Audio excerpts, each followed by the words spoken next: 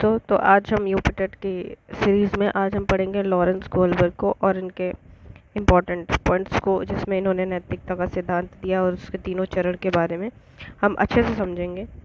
आइए हम इसके पहले इम्पॉर्टेंट पॉइंट करते हैं, फिर कुछ PYQ करते हैं। कोहलबर्ग के नैतिक सिद्धांत के विकास के मुख्य बिंदु क्या क्या हैं, जो कि यूपी टेट के लिए बहुत इंपॉर्टेंट है। सिद्धांत का आधार।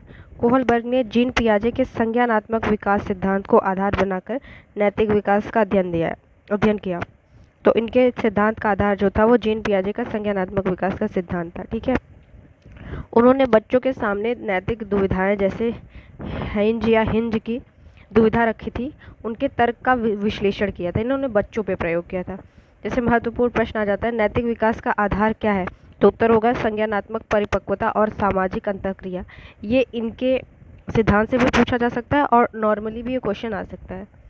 अब नैतिक विकास के स्तर देखते हैं। Levels of moral development. Kohlberg ने नैतिक विकास के 3 मुख्य स्तर बताए हैं और प्रत्येक स्तर के अंतर्गत 2 चरण, 2 स्टेजेस बताए हैं। कुल 6 चरण एक प्रकार से इन्होंने बताया है।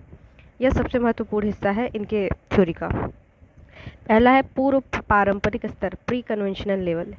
एज यहाँ पे लिखा है 4 से 10 वर्ष, नॉर्मली एज पूछा नहीं जाता है। इस स्तर पर बच्चे की नैतिकता बाहरी नियंत्रण यानी दंड या पुरस्कार पर निर्भर करती है। बच्चे की अंतःप्रेरणा कुछ नहीं होती, बस उसे डांटो या उसे कुछ इनाम दो या उसे दंडित करो तो उसका असर रहता है बच्चे पे।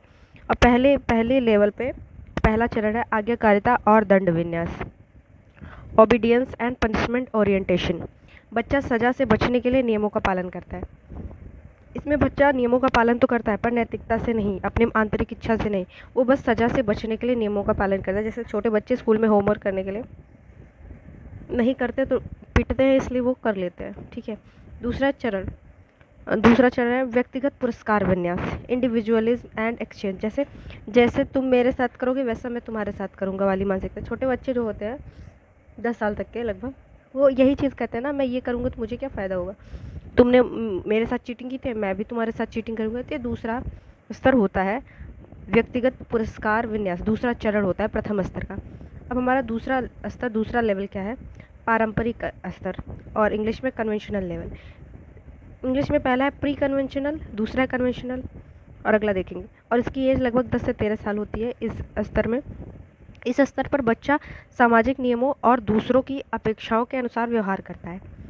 इस स्तर पे बच्चा सामाजिक नियमों, यहाँ पे अब बच्चे अपनी स्वार्थ और अहम को छोड़ के सामाजिक नियम को और दूसरी की अपेक्षाओं के अनुसार व्यवहार करने लग जाते हैं। तो तीसरा चरण होता है इसमें अच्छा लड़का या लड़की का विन्यास, गुड इंटरपर्सनल रिलेशनशिप, दूसरों को खुश करना और उनकी प्रशंसा पाना। अगर बच्चों की बहुत तारीफ़ करो तो बच्चे बहुत खुश रहते हैं और चीज़ें अच्छे से भी करते हैं, और उनको बोला जाए गुड बॉय गुड गर्ल तो वो खुश रहते हैं। जैसे कॉपी साइन करवाएंगे मैम से या सर से तो गुड मिल जाएगा तो खुश हो जाते हैं, ऐसा।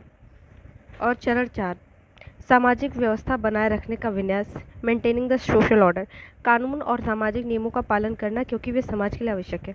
इसमें बच्चे बड़े हो जाते हैं थोड़े बहुत, और वो जो भी नियम होते हैं और जो भी सामाजिक नियम सब होते हैं, कानून, उनका पालन करने लगते हैं क्योंकि समाज के लिए आवश्यक है, और वो थोड़े बहुत समाज के बारे में सोचना शुरू कर देते हैं इस चौथे चरण से।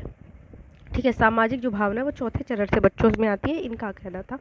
अब तीसरे स्तर पे बात करते हैं, तीसरे लेवल की बात करते हैं। कोहलबर्ग में बताया है उत्तर पारंपरिक स्तर, पोस्ट कन्वेंशनल लेवल, 13 साल से अधिक जो लोग होते हैं, इसमें 13 साल से अधिक लोग होते हैं। और इस स्टेज में 5वें चरण तक तो लोग पहुंच जाते हैं, पर छठे चरण में वही लोग पहुंचते हैं जिनकी मानसिकता जिनकी बहुत उच्च कोटि की होती है। ठीक है, इस स्तर पर नैतिकता व्यक्तिगत सिद्धांतों और विवेक पर आधारित होता है जो सामाजिक नियमों से ऊपर हो सकते हैं।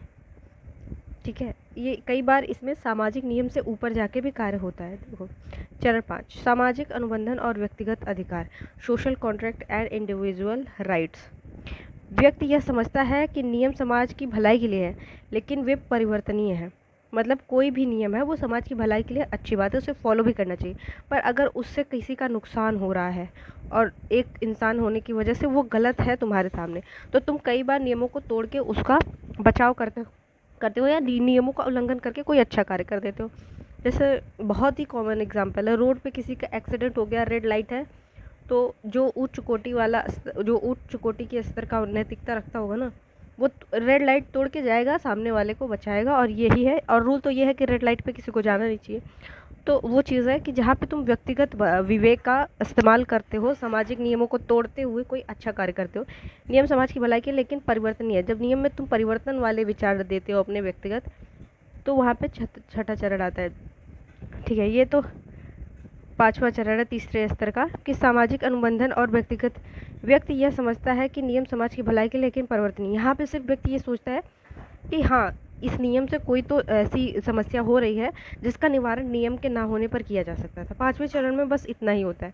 और वहीं छठे चरण में हम सार्वभौमिक नैतिकता का सिद्धांत मानते हैं कि इंसान की ज़िंदगी सबसे ज़्यादा इम्पोर्टेंट है। अगर इसका रोड यातायात के नियम का पालन करना अच्छी बात है, लेकिन अगर मुझे तोड़ना पड़ेगा किसी को बचाने के लिए, तो मैं तोड़ दूंगा। ये विचार जो है वो छठे चरण वाले मानसिकता नैतिकता वाले व्यक्ति के अंदर होगा, और ये सबके अंदर नहीं होता। ये उच्च मानसिकता वालों के लिए के पास होता है ये नैतिकता। Universal ethical principle. व्यक्ति अपने स्वयं के विवेक और न्याय, समानता, मानव अधिकार जैसे सार्वभौमिक सिद्धांतों के आधार पर निर्णय लेता है। बहुत कम लोग इस स्तर तक पहुंच पाते हैं। जैसे सबको पता है कि वर्तमान समय की परिस्थिति ऐसी है कि जिसके पास पैसा है वही सबसे अच्छा है, भले ही वो पूरी स्कूल लाइफ बहुत अच्छा ना रहा हो, कॉलेज लाइफ ना अच्छा रहा हो, लड़ाई झगड़े सब होते रहे, क्लास में कोई अच्छा प्रेजेंटेशन ना रहा हो, पर वो अगर पैसा अर्न करना स्टार्ट कर देता है तो उसकी इज्जत समाज में, घर में, हर जगह बन जाती है। लोग उससे अच्छे से मिलते हैं, भले वो कोई बिजनेस ही कर रहा हो, उससे नहीं मतलब, चाहे जैसा भी काम हो, अगर उसके पास पैसा है तो लोग इज्जत करने लगते हैं। और पैसा के लिए बहुत पढ़ने की ज़रूरत नहीं, आप ठीक ठाक पढ़ लो, फिर कोई ना कोई काम कर लो, तो आपको बहुत पैसा मिल जाएगा। ये यूनिवर्सल ट्रूथ है। और जो लोग पढ़ाई छोड़ के इन सब में लग जा रहे हैं, वो छठे चरण में है। वो नियमों का पालन नहीं कर रहे हैं कि नहीं, पहले हम इंटर करेंगे, फिर ग्रेजुएशन करेंगे, फिर हम कुछ और पढ़ेंगे, फिर कुछ और पढ़ेंगे, फिर उसके बाद 10-15 हज़ार की जॉब लेके घूमेंगे। वो चीज़ छोड़ के वो छठे चरण के नैतिकता वाले लोग होते हैं, जो काफ़ी सारी चीज़ें डम करके अपने मेन गोल पे पहुंच जाते हैं कि हाँ, हमको अर्न करना है, तो चाहे जैसे करना है, भले चाय बेच के करना है, मोमो का ठेला लगा के करना है, जो भी हो। तो वो उच्च मानसिकता वाले लोग होते हैं। वो ऐसे समाज, और जैसे कुछ लोग जानते हैं कि मैं पढ़ूंगा तो बहुत टाइम लगेगा, पढ़ने के बाद भी मुझे बहुत दिनों बाद नौकरी मिलेगी, वही 15-20 से शुरू होगा, तो वो लोग क्या है, वो पाँचवें चरण, वो जानते तो हैं सच्चाई, लेकिन वो फिर भी समाज की भलाई के लिए बंधे पड़े रहते हैं, मतलब समाज को सोचते हुए बंधे पड़े रहते हैं। वो पाँचवें चरण में अटके हुए। और जो छठे चरण के लोग होते हैं वो जानते हैं सब कुछ, और कहते हैं भाई पैसा मुझे कमाना है, मुझे कोई देगा नहीं, मुझे खुद को जीना है, खुद को सब कुछ करना है। तो वो जो होते हैं वो सब छोड़ छाड़ के निकल जाते हैं अपनी अपनी बात, अपने विवेक से, न्याय, समानता, मानवाधिकार, सब कुछ सार्वभौमिक सिद्धांत लगा लगा के वो निकल जाते हैं बवाल से। कहते हैं समाज ठीक है पर मुझे कोई खिलाएगा नहीं, वो निकल जाते हैं। मतलब वो नियमों का भी उल्लंघन कर देते हैं भलाई के लिए, और अच्छी चीज़ के बारे में कही जा रही है। और ये नैतिकता की बात है, और ये उच्च कोटि की नैतिकता वाले इंसान ही कर सकते हैं। अब इनके जो है सिद्धांत से कुछ पॉइंट है जो अक्सर की टर्म है, उसको पूछ लिया जाता है। नैतिक तर्कड़ा क्या होती है? मोरल रीजनिंग, सही और गलत के बीच निर्णय लेने की प्रक्रिया। ये पांचवें छठे चरण में होती है, थर्ड लेवल में, पोस्ट कन्वेंशनल लेवल पे। यहाँ पे जैसे इंसान के मन में आता है सही गलत निर्णय लेने की जो प्रक्रिया होती है, सोचने की, तर्क देता है मनुष्य खुद को ही कि ये करे तो सही है या नहीं है। तो जो मन में ही वो तर्कना होती है, वो फंस जाता है किसी चीज़ में कि मैं ऐसा करूँ कि ना करूँ, तो मोरल तर्कना आ जाती है, मोरल रीजनिंग आ जाती है। नैतिक दुविधा, मोरल डिलेमा, ऐसी स्थिति जहाँ दो नैतिक मूल्यों के बीच संघर्ष हो, जैसे हिंज की दुविधा। ये तो हिंज की स्टोरी अगर आपने पढ़ी होगी तो अच्छी बात है, नहीं पढ़ी होगी तो पढ़ लेना। नैतिक दुविधा, मॉरल डिलेमा, जैसे वही बात हुई ना कि हमें पता है कि सारी चीज़ें प्रॉपर वे में पढ़ के फिर जॉब करने से भी उतना ही मिलेगा, और थोड़ा सा स्किप करके, थोड़ी सी मेहनत करके, संघर्ष करके आप पैसा तो कमा सकते हो। तो वही मॉरल डिलेमा है, जब दुविधा में आप फंस जाते हो कि करें कि ना करें ऐसा, तो वो दुविधा होती है। और तर्कना वो होती है कि जो हम उस समस्या से निकलने के लिए जो खुद को ही तर्क देते हैं, वही नैतिक तर्कना होती है। ठीक है, इस सिद्धांत की आलोचना भी की हुई थी, कैरल गिल्गन ने ही की थी। ये कोहलबर्ग की जो है असिस्टेंट थी, कैरल गिल्गन, ने तर्क दिया कि यह सिद्धांत पुरुषों पर केंद्रित है और महिलाओं की देखभाल की नैतिकता को नज़रअंदाज किया गया है। क्योंकि जो कोहलबर्ग थे, इन्होंने जो अपना प्रयोग किया था वो बच्चों पे किया था, बच्चों में सब लड़के ही थे, और वो वहाँ पे एक भी फीमेल या बच्ची या कोई नहीं था।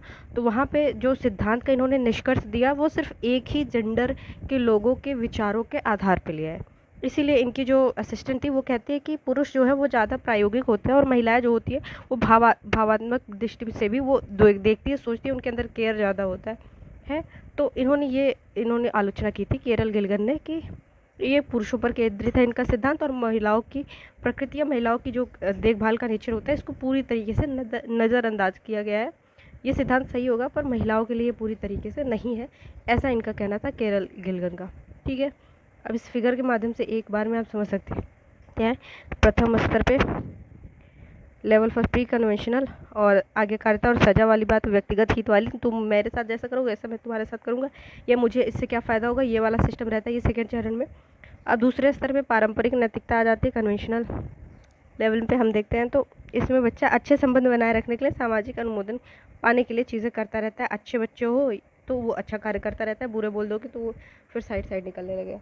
और चौथे स्तर पे बच्चा समाज के बारे में सोचना शुरू कर देता है कि हाँ समाज कैसे देखना चाहता है, पसंद करता है मुझे, समाज के सामने वो कुछ गलत काम नहीं करता, समाज से हट के गलत काम भले कर ले। ठीक है, लेवल तीसरा होता है कन्वेंशन पोस्ट कन्वेंशनल लेवल। इसमें जो होता है पहला सामाजिक अनुबंधन, मतलब इसमें जो इंसान होता है वो समाज में बिल्कुल बंध के रहता है कि जैसे समाज चाहता है वैसे ही रहूँगा। अब उसे कभी कभी परेशानी भी होती है तो वो उस चीज़ को टाल देता है, लेकिन वो सामाजिक नियमों का पालन करता है। पर जो छठा चरण होता है सार्वभौमिक सिद्धांत, इसमें इंसान अपने व्यक्तिगत विवेक, अपनी सारी प्रकार की जो है क्षमता लगा देता है मानसिक, और वो कई बार नियमों के समाज के विरुद्ध जाके एक अच्छा कार्य कर सकता है। तो ये छठा चरण होता है। छठे चरण में सब नहीं जा पाते, इसको हमने काफ़ी वैसे ही पढ़ लिया है। ठीक है, अब महत्वपूर्ण वस्तुनिष्ठ प्रश्न जो कि पूछे गए हैं सीटेट यूपीटेट के ज़्यादा है पीवाईक्यू। ठीक है, कोहलबर्ग के अनुसार शिक्षक बच्चों में नैतिक मूल्यों का विकास कर सकता है। कोहलबर्ग के अनुसार शिक्षक बच्चों में नैतिक मूल्यों का विकास कर सकता है, व्यवहार के स्पष्ट नियम बनाकर, नैतिक मुद्दों पर आधारित चर्चाओं में उन्हें शामिल करके, धार्मिक शिक्षा को महत्व देकर व्यवहार में कठोर नियमों का पालन। कठोर नियम कोई ऐसा वो नहीं है, धार्मिक शिक्षा को महत्व ऐसी कोई बात नहीं की है इन्होंने। व्यवहार के स्पष्ट नियम बनाकर, शैक्षिक मुद्दों पर आधारित चर्चाओं में उन्हें शामिल करके। ये सेकंड ऑप्शन सही है, हमारा फर्स्ट भी गलत है। स्पष्ट नियम तो बहुत है, पालन करने वाला चाहिए। ठीक है, बी हमारा सही है। कोहलबर्ग के सिद्धांत के अनुसार किसी कार्य को इसलिए करना क्योंकि दूसरे इसे स्वीकृति देते हैं, नैतिक विकास के किस स्तर पर दिखाता है। दूसरों की स्वीकृति के अनुसार जब हम कार्य करते हैं, ये प्री कन्वेंशनल नहीं होता है, ये कन्वेंशनल में आ जाता है। दूसरा तो इस प्रश्न के अनुसार जो उत्तर होगा वो हमारा होगा कन्वेंशनल। ठीक है, क्योंकि इसमें कहा किसी कार्य को इसलिए करना क्योंकि दूसरे की स्वीकृति देते हैं, नैतिक जब हम दूसरों के अनुसार कार्य करते हैं तो वो भी होता है जिससे हमारा कोई लेना देना नहीं होता, लेकिन समाज उसे एक्सेप्ट करता है, तो हम ना चाहते हुए भी कई बार ऐसे काम करते हैं। ठीक है, तीसरा क्वेश्चन है कोहलबर्ग के अनुसार सही और गलत के प्रश्न के बारे में निर्णय लेने में, देखो अगर उलझे रह जाते तो वो होती नैतिक दुविधा, पर हम निर्णय लेने के बारे में चिंतन कर रहे हैं तो ये नैतिक तर्कना हो जाती है। चौथा ऑप्शन हमारा सही होगा। ठीक है, हिंज की दुविधा किस मनोवैज्ञानिक के सिद्धांत का आधार है? किस लॉरेंस कोहलबर्ग ने इन्हीं को आधार मान के, इन्हीं की एक दुविधा बच्चों के सामने रखकर ये सारा जो है सिस्टम बताया था, तो ये लॉरेंस कोहलबर्ग होंगे। पांचवा, कोहलबर्ग के नैतिक विकास के सिद्धांत के किस चरण में व्यक्ति यह तर्क देते हैं कि मानवाधिकार और न्याय सबसे महत्वपूर्ण है, भले ही वे सामाजिक कानून के विरुद्ध हों। ये तो हमारा छठा चरण हो सकता है। छठे का नाम क्या था? सार्वभौमिक नैतिक सिद्धांत अभिविन्यास। ये हमारा डी ऑप्शन करेक्ट होगा इसमें। छठवां प्रश्न है कोहलबर्ग के सिद्धांत की एक प्रमुख आलोचना क्या है? आलोचना एक ही प्रमुख है कि इन्होंने महिलाओं को स्थान नहीं दिया, इनका जो है पुरुष प्रधान रहा था ये सिद्धांत, और इसका किया था विरोध केरल गिलगन ने, जो कि इन्हीं की असिस्टेंट थी और वो एक फीमेल थी। नैतिक विकास के किस स्तर पर सजा से बचने के लिए नियमों का पालन किया जाता है?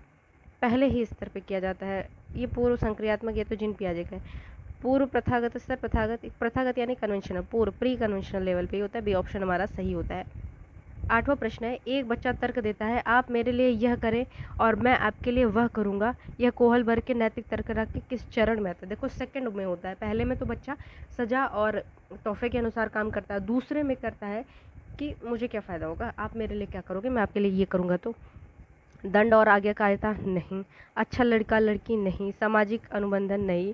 ये पहला होगा सहायक उद्देश्य अभिविन्यास, द इंस्ट्रूमेंटल पर्पस ओरिएंटेशन। ठीक है, नवा प्रश्न है कोहलबर्ग के अनुसार नैतिक विकास के कितने स्तर? देखो स्तर और चरण, यहाँ पे 2 बात की गई है, स्तर 3 है और चरण 6, प्रत्येक में 2-2 है, ठीक है। तो स्तर हमारा 3 होगा, बी ऑप्शन हमारा करेक्ट होता है यहाँ पे। यूपी टेट 2021 का प्रश्न था। कोहलबर्ग के सिद्धांत के अनुसार परंपरागत स्तर की अवधि क्या है? ये सीटेट का पूछा गया क्वेश्चन है। तो परंपरागत यानी सेकंड कन्वेंशनल लेवल, ये होता है सी ऑप्शन होगा 10 से 13 वर्ष, ठीक है।